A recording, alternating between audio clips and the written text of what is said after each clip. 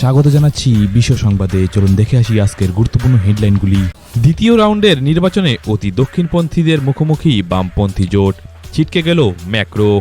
ইসরায়েলের 2/3 মানুষ প্রধানমন্ত্রী বেঞ্জামিন নেতানিয়াহুর রাজনীতি ছেড়ে দেওয়ার পক্ষে।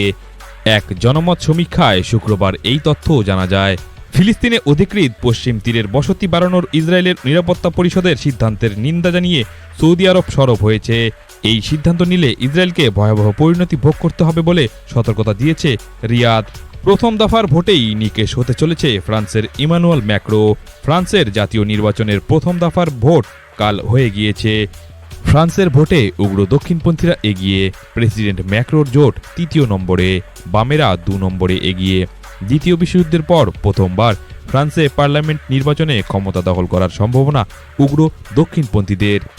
প্রথম দফার ভোটে কট্টরপন্থী নেত্রী ম্যারিন